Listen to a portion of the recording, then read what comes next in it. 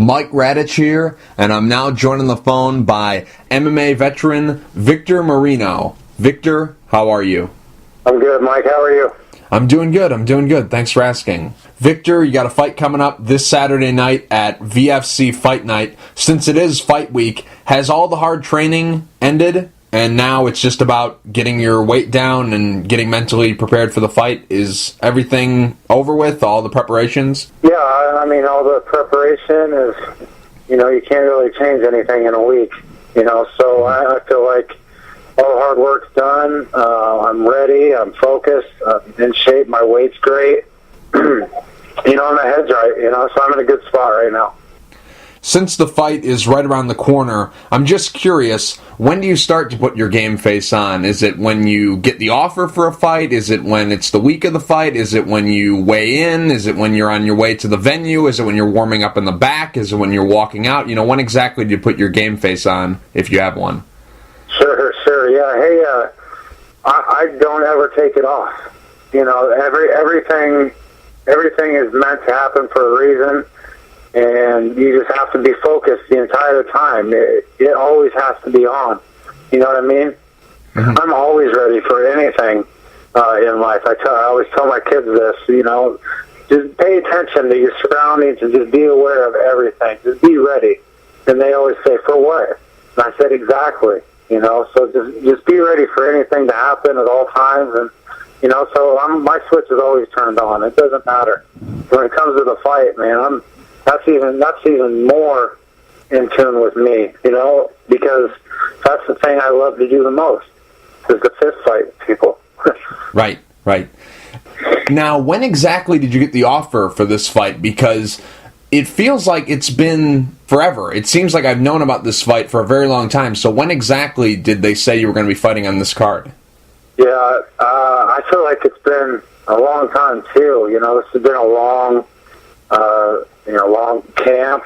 I don't even really like to use the word camp, I guess, because I'm always in the gym. But there's that time when you gotta flip it into getting gear and stuff. But I don't know. My last fight for Midwest Cage Championship, my original opponent backed out, and they offered Brian the fight.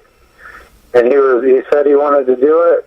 He said he'd fly in, do whatever he had to do to take the fight, and then last minute he didn't want to do it.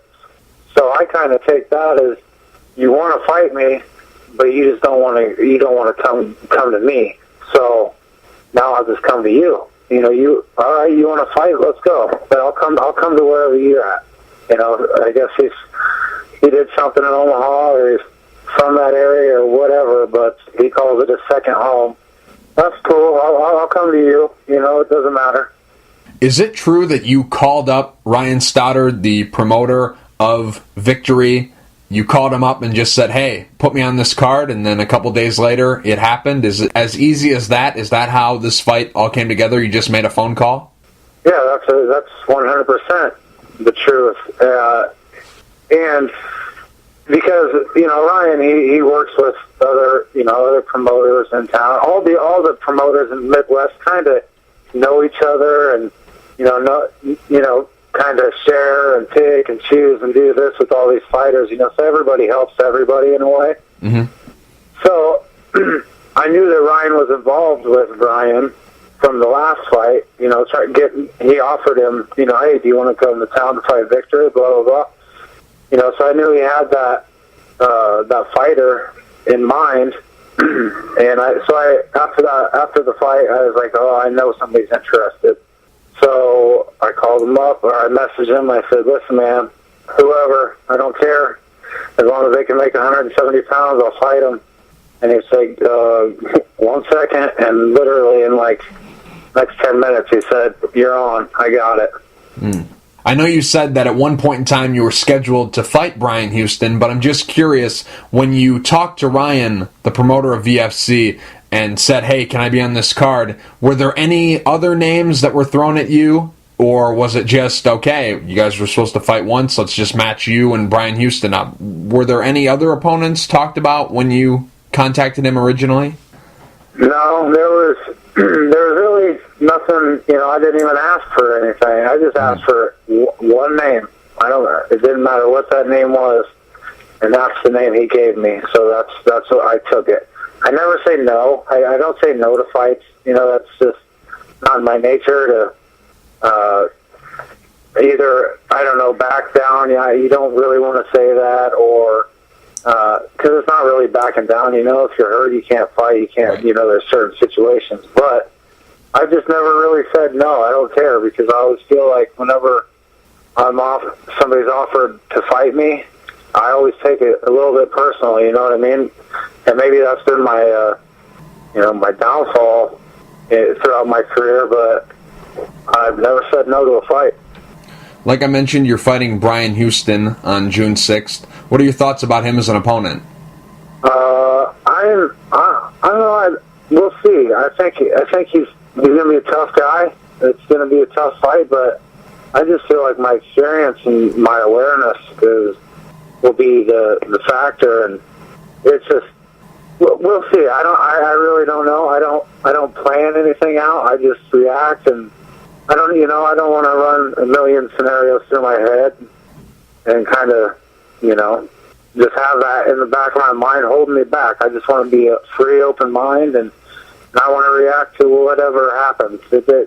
Whatever happens is already, it's already happened. It's just we have to go through it, I've heard you say multiple times that this fight is the biggest fight of your MMA career. I'm just curious as to why. Why is it the biggest fight of your career? Is it because right now you're on a 3-fight win streak and you want to keep the momentum going and you want to keep this win streak going and make that jump to a big show? Is it because the stage you're on, you're fighting in the main event of a VFC card, and VFC is a very great organization in the Midwest? Is it the stage, or is it just as simple as, hey, the old saying goes, your next fight is always your most important fight, and since this fight on June 6th is your next fight, is it that? Why is this the biggest fight of your career? All those are really good reasons why this is the biggest fight of my career, and it's a big show. It's great. Brian's a tough opponent. Yes, the next fight's always your toughest fight. But right now, I've been in this sport a long time, and I've seen it all. Except the top. And I've been getting these nice little win streaks, and then boom, the wrong fight or whatever happens, I lose. Now I got to start back over. Well, this is that fight that I have not been able to get over my entire career. And I swear I'll go in there willing to die, and I'm going to get past this fight. This is the one thing that I haven't got over. Get these couple wins, get your named opponent, and just pound them out, and then move on, then see what's next. I want to see what's next. I'm sick of the local shows. I love it. The reason why I fight is because of all my friends that live around here or me that always support me. But damn it, I've been doing this for way too long. I deserve more, and I'm going to give myself more. Since you brought it up, I was going to ask you a little bit later, but since you just touched on it, why do you think you haven't been able to put it together and make that jump? I don't know, man. If I had the answer for it, right, sure, it wouldn't have happened so many damn times. But I can't tell you. I think it's me. It's just me. I got to figure it out. Just suck it up, go in there, and take care of it. You get going on all these nice little wins and stuff, and then you start thinking you're king shit, and then you're totally different from the 3 previous fights. You understand what I'm saying? Right. Like you're not the same going into that next one, and another win, and another win, and another win. And then your head gets bigger, and your mind, nobody can touch me, this and that. You just got to stay humble, stay true to yourself, and just fight through it. And I think that goes a lot with discipline, and I feel more focused, and the discipline that I put on myself now is just, I'm a grown man, doing this, I don't have a little kid's head anymore. I'm a parent. Mm-hmm. a husband. Things matter. Everything matters in life. This isn't just another day. This is a big ass step in your life. This is something that will, eventually make your kid's life that much more better. A little bit, just a little bit. Right. If you sacrifice and suffer now, they will not have to. Mm-hmm. So I think that's it. The drive and the discipline. Mm-hmm. I got it, man. I'm ready. Do you view this fight as a crossroads fight for both you guys? Because right now you have a lot of momentum. You're on a 3-fight win streak. But on the opposite side, Brian Houston, he's on a 3-fight losing streak. So you're a guy who's trying to get over the hump and put together some wins and make a jump to the big show. He's a guy who, at one point in time, was in the UFC. He's fallen on, I guess, semi-hard times, I guess you could say. And he's trying to rebuild himself and make it back to the UFC. So, do you view this fight as a crossroads fight for both you guys? Yeah, I don't know. I mean, I never really thought of it like that. I just know that I have to keep myself in check and just worry about myself. Mm-hmm. Right. If I start worrying about him, then I'm taking away from myself and everything I could do. So I don't know. I think there is, the possibility that big things are coming for the winner of this. Definitely in the Midwest, but I'm trying to get out of here, man. Get me on a plane somewhere. Do you feel pressure to get things going at this stage in your career? Obviously, you have a long career still left in you. You're only 31, and in my opinion, that's when you're in your prime because you've lost, you've had experience, and you've learned from the mistakes you made in the past, and you've been able to build and add skills during your career. But at the same time, you're not a kid anymore. You got a family. You've been in this game for over a decade, well over a decade. So do you feel pressure to get something going now? Man, I always used to put so much pressure on myself just to do good, to impress others, and just too much pressure on myself that I could even perform great, and right now there's no pressure on me, man. Whatever happens. I just know that I am willing to do anything I have to do to win this fight. It's as long as I go out there and do everything I have to do or need to do, everything will be cool, man. I'm not messing with any of those negative vibes or anything like that, man. I just stick to myself and stay true to myself and not worry about things too much. That makes you old. That turns you into an old man. You know what I mean? Right. Worrying? Come on, nobody's got time to worry. I don't. I hear you. How many tickets have you sold to this event? I'm sure you're hoping that the entire crowd is cheering for you, but how many people have you personally invited to this event that you know for a fact are coming to cheer you on fight night? Well, it is a out-of-town fight for me, right. Even though it's just right up the road, an hour away. And I got great supporters, and I always have. And I think that's because I've been fighting locally for so long. But I don't really want to. Here's the thing: I don't want to sell tickets, man. Mm-hmm. Right. I'm over that. I'm sick of going to people saying, "Hey, would you like to come watch me fight?" I'm ready to be on TV. All this, where they'll go to the internet and buy it. I don't even have to ask. Mm-hmm. I'm ready for that stuff. The people that I do have always come with me. I travel with, all my whole family and everybody, so it's, I don't know, I sold maybe 50, 60 tickets, and that's huge to get that many people to come, drive on their weekend, that's like they work their ass off all week, and then their weekends are time to themselves, and what do? They take that time to come support you. That's the coolest thing in the world, and I got 60 of those mothers coming with me, So, whatever, I'm grateful for all of them, and I don't know. I'm just excited to get there, and I know they are, and then they can tell when I'm like this and eager to get there and ready, and just they can tell, and they feel it also. So we'll all be ready.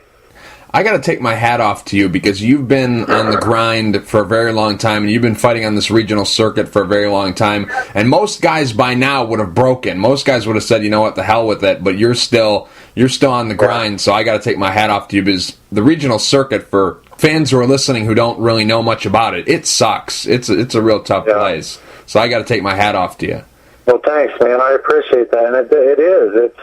It's the worst, man. I'm working just as hard as the people that you see every day on TV, every pay-per-view you watch. I'm doing the exact same workouts, the exact same things that they are, and I'm getting paid a fraction of what they get paid, I got a full-time job. I'm a father of 3, I got an entire life, where these guys, they might have all that, but training is all they do. That's all they do every day. Mm-hmm.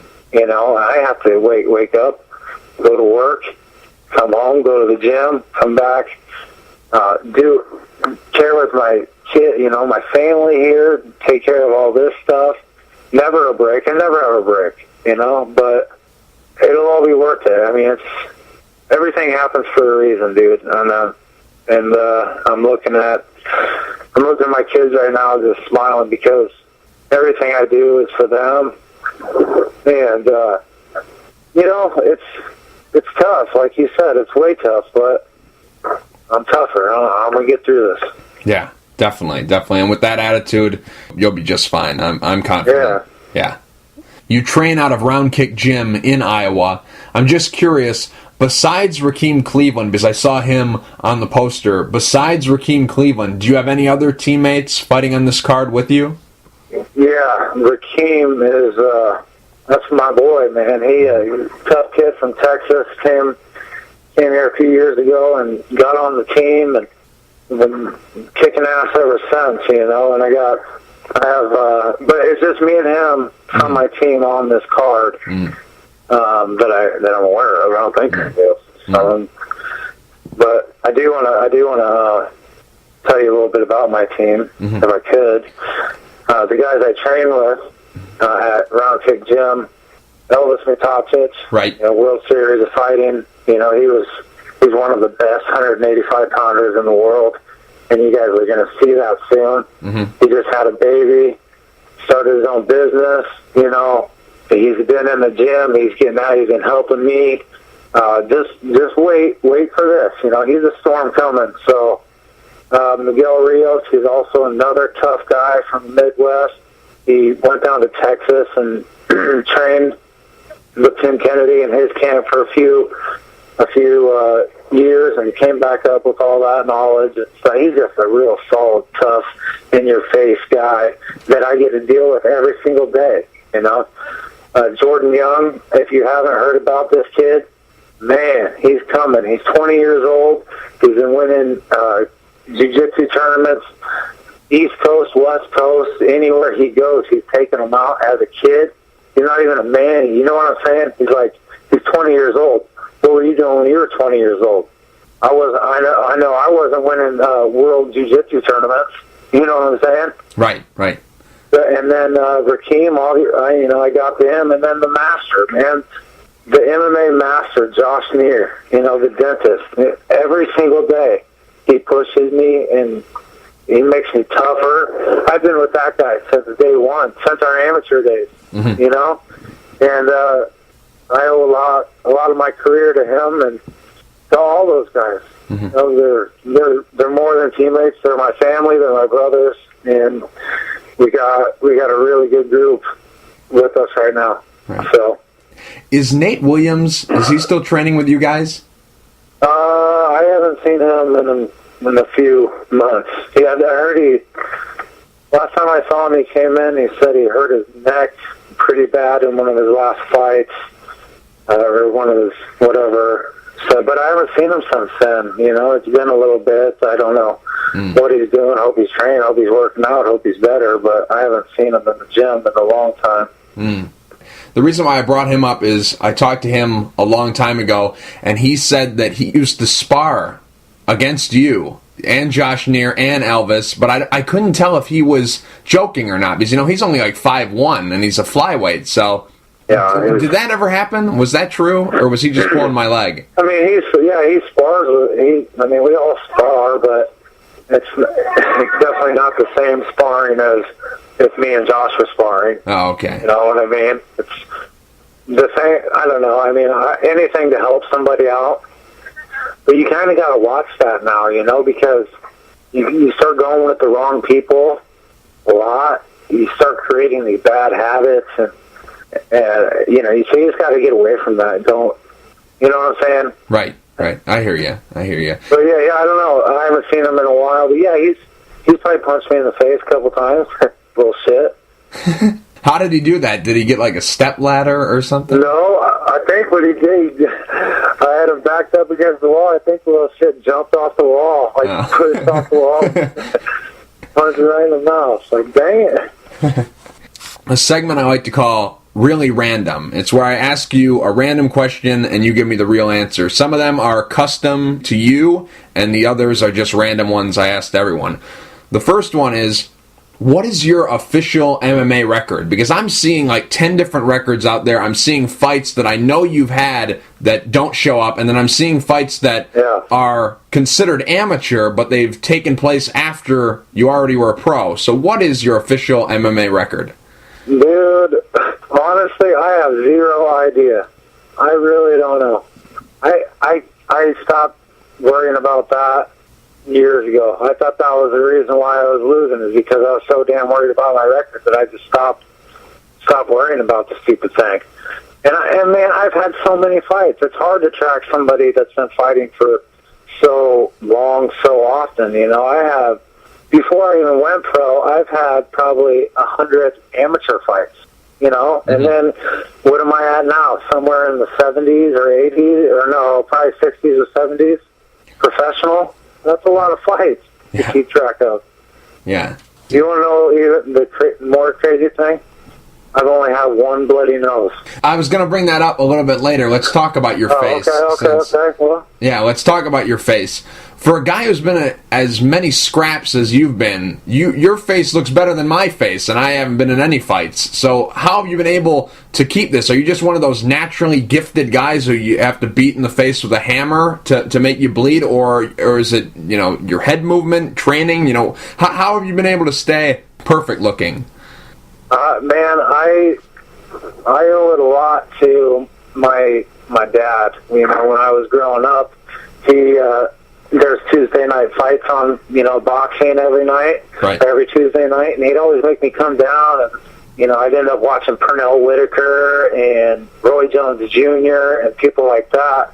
And he said, do you see what they're doing? Do you see how they're making these guys look foolish? And do you see how they're not getting hit? Like, this is effective stuff. And he just, you know, he drilled that into my head, and I just, you know, I soaked it all up. And I was never in a fight, but I felt like I always knew how to fight. You know what I mean? Mm-hmm. Then going into boxing for the first time right out of high school, you know, that was even better. You know, because then I actually got to start hitting people back. You know, because I was really never in a fight until I got in the ring. I got in the ring, guy missed. I put him down, you know, and I don't know. I'm just fortunate. I can't say that it's all skill because it's definitely not, but I'm definitely fortunate enough to be so pretty. Right. So pretty. It's like Anderson Silva. He got hit like 500 times against Chael Sonnen, and he never bled once. But then a guy like Tim Kennedy, you just look at him the wrong way, and he's got blood coming out of everywhere. So it's crazy. Maybe it's one of those things. I don't know. Thank God though, you know, because my wife, she doesn't like the fighting and all that stuff anyway. I mean, she supports me, but nobody wants to see their significant other get hurt. Mm-hmm. You know, so I'm glad I'm not a bleeder. I don't mark easy. You know, it's easier on me at home. Yeah, right. I didn't want to bring it up because, you know, I didn't want to jinx you, but I've heard you talk about it a couple times, so I think it's safe to bring up your face. No, that's I talk about it all the time because it's something I'm very, very, very proud of. You know, not to, I don't really want to bring up MMA, you know, people's careers and stuff, but some of them are just, you're not going about it the right way. You got to get the hell out of the way of things that are coming at you. You can't just sit there and trade and take and do this, because even though you took 4 shots to give your one, and that one shot knocked him out, you won the fight, that takes time off you. That's mileage, man. You know what I'm saying? Right. I hear you. So, no, just stay safe and whatever. Mm-hmm. Whatever happens. Is it true that you're only 6'3"? Because you seem a lot taller than 6'3". I thought you were about 6'5" or 6'6". Is it true you're only 6'3"?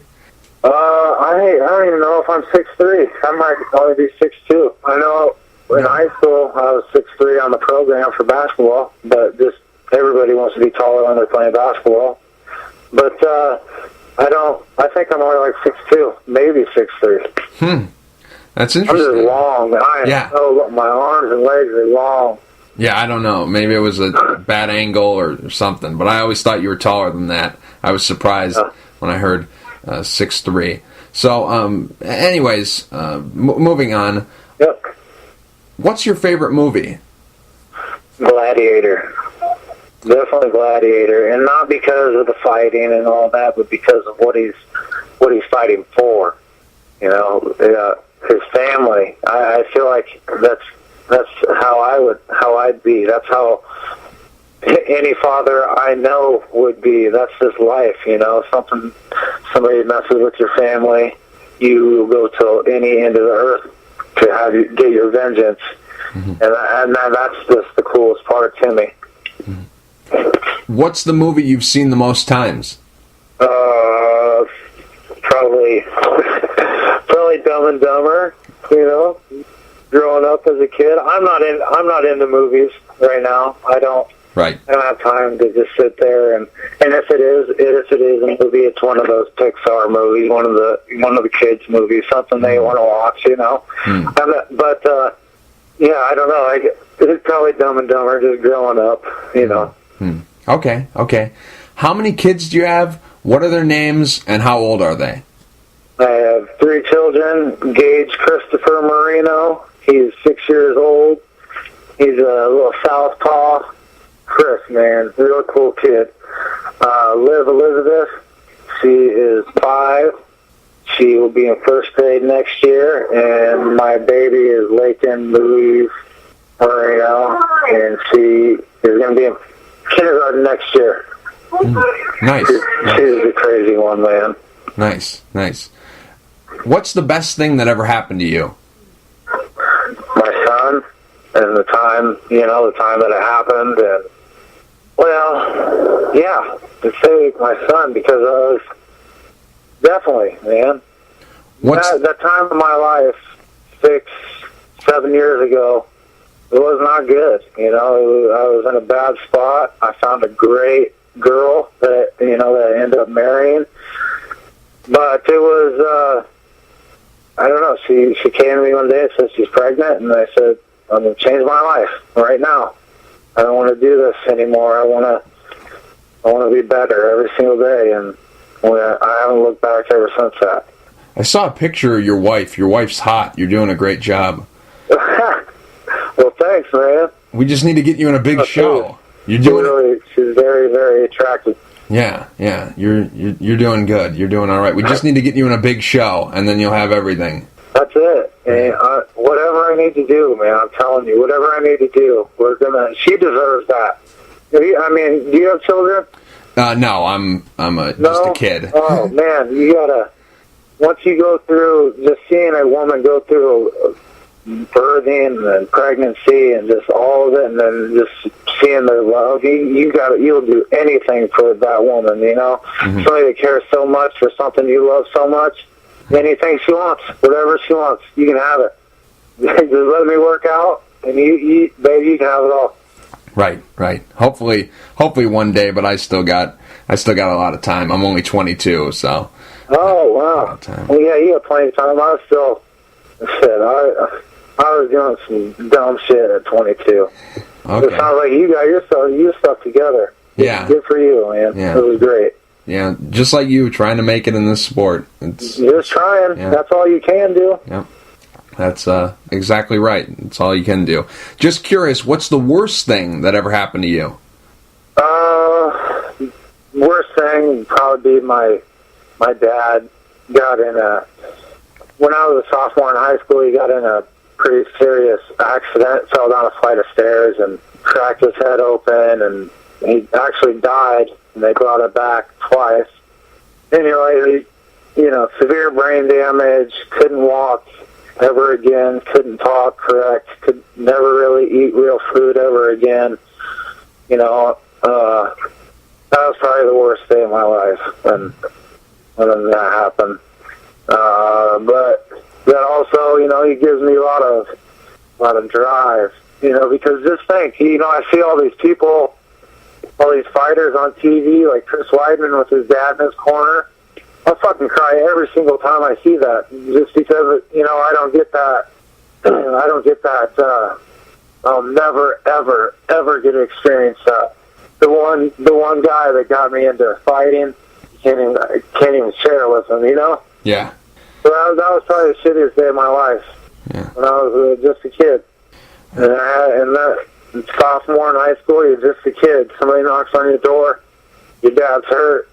Boom, you're a grown man, and you got to take care of your older sister and your younger brother and your mom. I'm like, all right, let's fucking do it. I couldn't even imagine that. That's no, dude. It's I never wish that on anybody ever. It's the scariest thing. It's the worst. It's not good. Oh boy. Yeah. Whatever. It's everything happens for a reason, right? Right. Right. What's your pet peeve? Pet peeve? When people don't answer their phone. Like, I know you have your phone in your hand. I know you're looking at it. Answer your damn phone. Right. Even if it's just say, hey, is everything okay? Find out, yes or no. Okay, I'll call you back. Bye. Right. When people don't answer their phone, that drives me crazy. I think it all goes back to my dad. I never, what if we would have been like, oh my God, somebody's knocking at the door. Oh my God, don't answer the door when my dad got hurt. That's kind of how it is. What if somebody gets in an accident, and that's the last time they can ever talk to you, or they need help, and you're the person they call, and what do?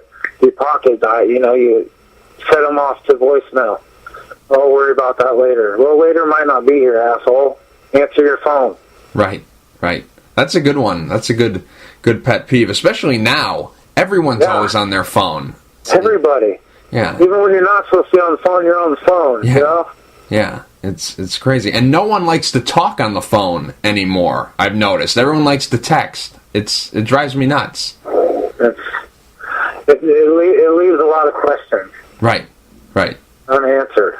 Right, absolutely. And you don't know how they mean to say what they're saying. You don't know if it's a joke. You don't know if they're serious. It's just weird. Yeah, I hate it. Are you joking with me, or should we be ready to fight next time I see you? Right. Wow. It's just some new thing. I don't know what the deal is, but I wish it would stop, because I like talking on the phone. I don't really like texting. It gets lost. There's nothing wrong with the good old-fashioned conversation. Yeah. It's a dying art form that sucks. But what can we do? We just gotta evolve, I guess. Okay. Right. Now, if you rubbed a magic lamp and a genie appeared and he offered you 3 wishes, what would those wishes be? 3 wishes would definitely be, I don't know, definitely the best health for everybody in my family, everybody that I love. Right. That'd be, I don't want I love the world too much, and just being around it and being around people. I love all that, and I don't want it, to ever stop. So if we could do this forever, that'd be cool. Obviously, everybody wants money. Right. Maybe I take a little bit of money. Maybe I just want I just don't even. I don't even know, man. This is like a trick question. I don't. There's so much. What do you want? I don't know what I want. I want happiness. I want everybody to be happy that's around me. That's all I want. Happy and healthy. That's it. Okay. Good enough. Just how I wanted my kids to be happy and healthy. I don't care what sex you are. Just be happy and healthy. That's all I want. Person you look up to the most? Person I look up to the most? Probably it'd have to be my dad. Okay. Just because, the short time that I did get to see him work, or just be, probably had the most impact on my entire life. Everything I am today, as a parent, as a friend, as a coach, as an athlete, as any of that, it's all because of what I've seen him do. And I didn't see anything else. I only saw how he was and what he did, and so everything I do, I feel like I'm my dad, but just living the dream, because he loved boxing, he loved fighting. He just never really competed. But every single time he'd watch every single match. Never competed though. Never gave himself time. He was always working so much to take care of us. But I'm gonna be whatever. I mean, thanks for that. But he's just been selfish. Just a little bit of selfishness is what you need, especially if you're going to be in this sport. If you're going to be in the fight game, this isn't easy. You have to give yourself time, give yourself anything you need. Make sure you're taking care of number one, your right. family, but you got to take care of yourself too if you really want to compete. Right. You know where I'm going. So. Yeah. Did he regret not competing? Did he ever say, like, man, when I was younger, I should have fought, I should have done this? Or was it something like where it was kind of implied, you just had to read between the lines, or did he never bring it up at all? He never really, you could tell, you could always tell just by the way he watched, you can tell a lot by just watching somebody and the way they move and the way they pay attention to certain detail and certain things. You can just tell how much they really care. You know what I'm saying? Right. I hear you. And I just sit back and I'd watch these boxing matches, and he would just be into. You remember that? You remember Rocky, Tommy Morrison? What was that? Rocky 5. Rocky 5. Rocky 5. Remember when Tommy's in the ring? He's getting ready to win the world title, and Sylvester Stallone's in the basement. Yeah. And it's the same combinations that Tommy's throwing in the fight to win the title. Rocky's throwing in the basement. Oh yeah. That's how intense he was. He felt it. He knew it, and he could see it, and then I could see it. So that's, in a way, I guess I've been training to fight since I was 5 years old, 6 years old, since I could understand. Best advice you ever got through life, and best advice you ever got through fighting, and who gave it to you? The best advice would definitely be from my mother, and she just said, when I had my kids, I was just like, God, because kids are tough, man. It's a tough thing, and it's one of the greatest pleasures of all time, but it's also a very, very tough and challenging job, and just situation to be involved with. But my mom would always say, hey, listen, asshole, because that's how we talk. We talk to each other like that, I don't know. That's just how we are. That's how we talk. Right. She'd say, "Listen, it's not about you anymore. It's about those kids. So whenever you get the thought of what do I need, that should always go right to the back burner, because you have to figure out what they need before you get what you need. Right. So that was always, I don't know, that was just an easy way to change my mind about, being a parent and how to understand things. And then fighting, I don't know, I've been working with a lot of really good coaches lately, and I think it's just that the people tell me I need to believe in myself, and they've been around the sport a long time. They've seen a lot of great talent. They've seen a lot of bad talent. They've seen it all, and they believe in me, and they see it. They can tell. The Vic, man, dude, keep your head on your shoulders.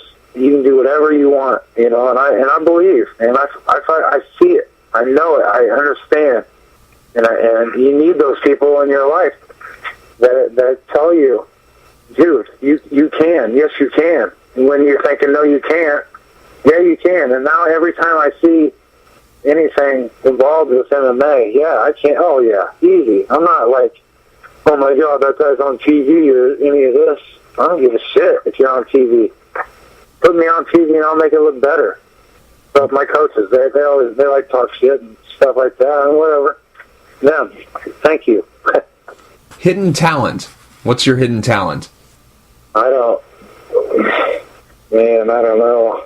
It's still hidden? I don't know. What do you mean, like, hidden talent? I can do a lot. I can do anything. I can do whatever I want. What do you want me to do? I can do it all. I can juggle. I can do backflips. Okay. Okay. What do you need me to do? I can do it all. All right. Those are hidden talents. Those are perfect. And I like to show off in front of my kids, when they see me out there walking on my hands and doing flips and stuff like that. They don't see an old dad. They see a young dad that wants to come out here and be active with their kids, and that's what a lot of people need to show is get out and be active. Don't be a bum. Don't let your kids sit on the damn computer or the iPad. Get out there and get stronger. If you're not getting stronger, you're getting weaker. Right. I don't know. I'm funny. I'm pretty funny. How's that? I can see. I think I'm funny anyway. No, I think you're funny. There we go. Now, if I gave you a gift card for $1 million to any store, you only can pick one store, one retail store, and you can have $1 million go towards anything at that store, what store would you pick? Simple, dude. I'd go to Menards and I'd buy material to build my wife whatever kind of house she could build for $1 million. I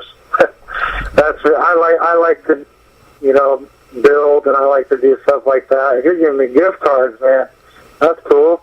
I mean, I like gifts, but if I ever received a gift like that, I'd definitely have to extend that gift to my family and give them whatever they want. Okay. And I know they just love something, $1 million house. Okay. Sounds good. Spoken like a true family man. I like it. I am. That's all I am. If you could change one thing about the world, what would you change? One thing about the world, just all the hate.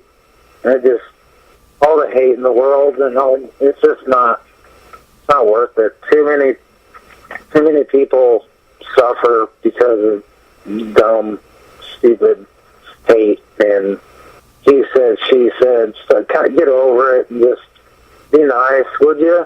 Would you just be nice? Mm-hmm. Right. That's all anybody wants is not to worry. Back to worry. We don't want to worry. We'll worry about what? Let's just live our life and be happy and have fun. Right. Especially with the internet now, it makes it so much easier for people to spread hate and not have to answer for it. Pretty much everything's anonymous, so it's crazy. Yeah, and that's back to, the internet. I mean, holy cow. If that's not the biggest poser thing in the world, I don't know what is. Yeah. People people talking bad about other people that are actually doing something for themselves. How are people gonna hate on other people for doing good for themselves? Right. You can't. Come on, man. Right. Give them a break. They're out here trying. What are you doing? Right. Hate and quit it. Right. I never understood that. I never understood why people are sitting around looking at other people's success. Looking at other people's success and hating on them when they should be inspired by that and trying to go out and do it themselves. And I try and pass that on to everybody I talk to, and it's hard. It's hard to get across to people, which blows my mind. What? What do you mean? It's just nuts. Go out there and try it for yourself. You might actually like it. You mentioned earlier that you work another job besides fighting. What is that other job? I am a full-time electrician. So every day, Monday through Friday, sometimes the weekends, whatever needs to be done, I'm out there. I'm punching the clock just like everybody else, and at nighttime I put my cape on and I get to go do the things that I enjoy. Punch my friends in the face, come home and spank my kids' butts. Speaking of putting on a cape, if you could have one superpower, what would that be?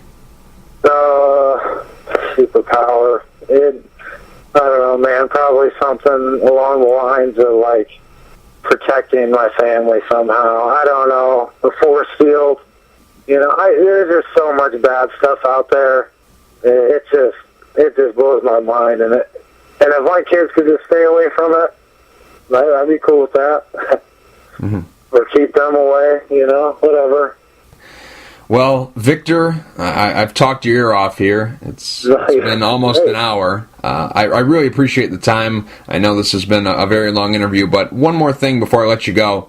Yeah. Do you have any sponsors you would like to thank, and is there anything you'd like to say to the fans? Yeah, I got a few things here.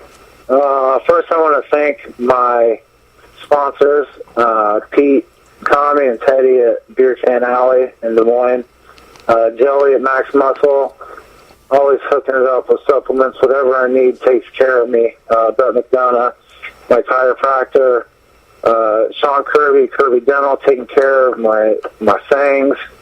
I want to go to my coaches, Ryan Clark, my striking coach. Thank you for everything.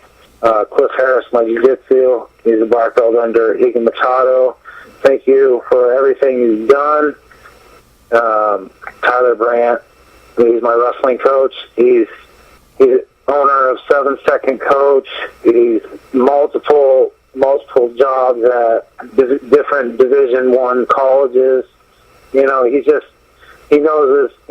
sport, and he knows how to get in tune with his fighters too. So definitely a huge thanks to him. My actually MMA coach and my buddy Josh Neer. Man, thanks for everything all the way back to day one.